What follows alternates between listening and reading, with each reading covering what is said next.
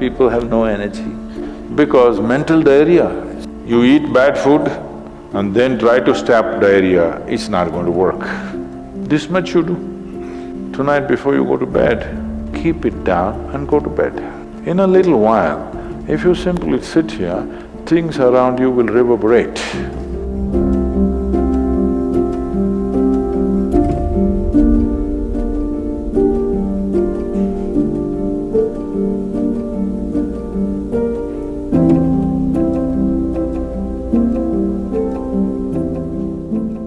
Is it possible to do it without using specific mudras, whatever? Yes. These are all small help, little assistance. You don't see a Shiva or a Krishna holding mudra and sitting like this, simply intense. Nor will you ever see me sitting like this. No, you will not see me practicing Shambhavi or this or that. If I just close my eyes for 20 seconds, I'm done. I'm ready for the day. So, this is all good help. But is it the only way to do it? No. You can simply sit. If you learn to simply sit, you will become tremendously intense. Right now, your energy is simply expended by doing unnecessary, endless activity. When you have so much mental diarrhea, how can you have energy? Suppose you have diarrhea, do you see how weak you feel? Yes or no? Right now this mental diarrhea, that's why people have no energy. They want to just eat and sleep all the time because mental diarrhea is very exhausting. If you have physical diarrhea, you know how exhausting it is. Yes? This is also equally exhausting. People are sleeping 8 hours, 10 hours a day, not because they're working so much or their body is in such a bad state, it's just mental diarrhea. If you stop the mental diarrhea, there's enough energy to make this very, very intense. Now how do I stop mental diarrhea? If you have diarrhea, physical diarrhea, what is the first thing to do? Huh? What?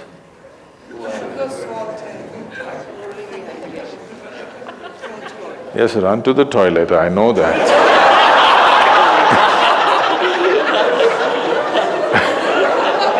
I'm saying as a corrective measure, what's the first thing you do?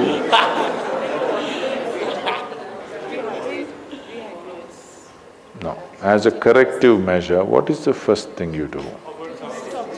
First thing is stop eating, right? Yes or no? But diarrhea means in some way we've eaten something that the body doesn't want. It's trying to throw it out. Yes? You've taken something inside which the body doesn't like, it wants to throw it out. First thing is, stay away from food for some time. You eat bad food and then try to stop diarrhea, it's not going to work. So similarly, bad food for the mind is just this. You have gotten identified with things that you are not. The moment you get identified with things that you are not, mental diarrhea is inevitable. It's bad food for the mind. Now it will run endlessly, do what you want. You do any damn meditation, you say Shiva, Rama, it's not going to stop. It's not stopped, isn't it?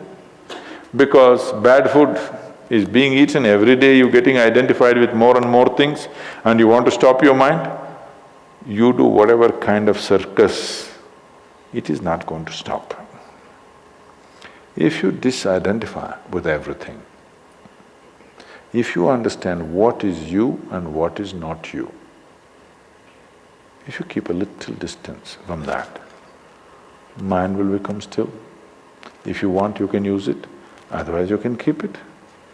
Now my hand is there, if I want I can move it, otherwise I can keep it. This is a useful hand. Suppose it starts jumping like this.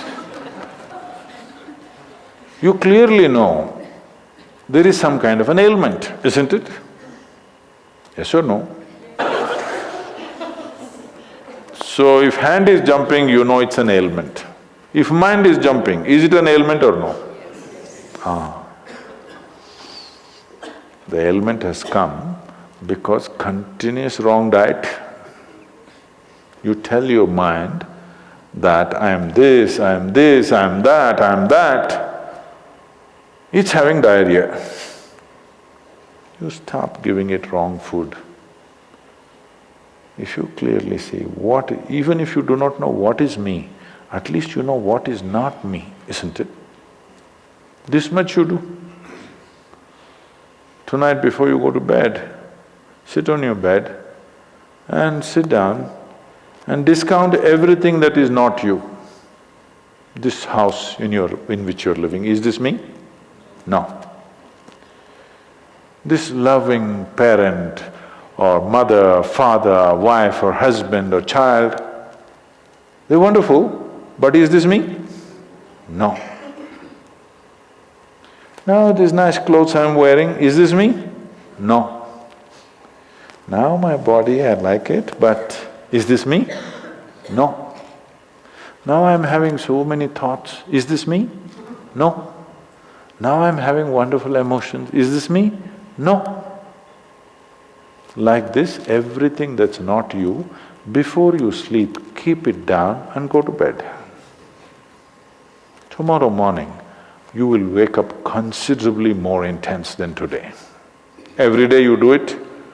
In a little while, if you simply sit here, things around you will reverberate. Really. So I was in… a few years ago, couple of years ago, I was in America and this is a very typically American question. This lady comes up to me and she's very angry. I've been doing this yoga for last 35 years, nothing happened. But you went and just sat on a rock and things happened to you. This is not fair. Where is the damn rock?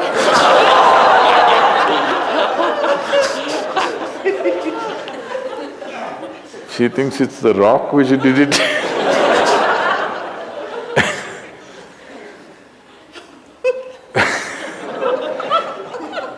The only sadhana that I did in my life is, right from my very early age, though I was very actively involved with everybody around me, I never identified myself with my parents or my siblings or my endless number of friends or the society or the religion or the country or anything around me. Never identified. Not that I was not involved, I was very involved, very active. Even today I'm very active and involved, but not identified.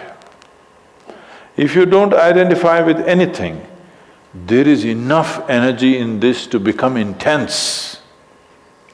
See, I want you to understand, your life energy right now in this body, how many things it's doing here as you're sitting here? Hello, do you know the complexity of activity it is doing? Every cell in the body, your liver, your kidney, your damn spleen and all kinds of stupid things that we cannot even figure even today. Yes?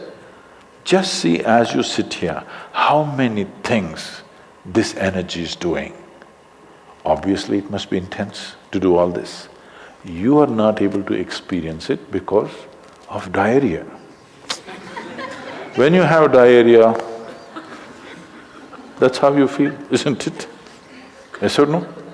So that's how it is. Stop the diarrhea. Stop eating bad food, diarrhea will stop. Once diarrhea stops, there's enough energy in this to sit here and reverberate in a very intense way. Isha Krija. jest niezwykle prostym procesem, ale równocześnie potężnym narzędziem. Te 3 składniki, Twój oddech, Twoja myśl i Twoja świadomość. Jeśli użyjesz ich we właściwej kombinacji, Twoja zdolność do korzystania z umysłu i ciała stanie się tak bardzo usprawniona, że dla kogoś z boku wyglądasz niemal jak superczłowiek. Ale mówię Ci, to jest ludzkie. Tu nie chodzi o bycie superczłowiekiem, lecz o uświadomienie sobie, że bycie człowiekiem jest super.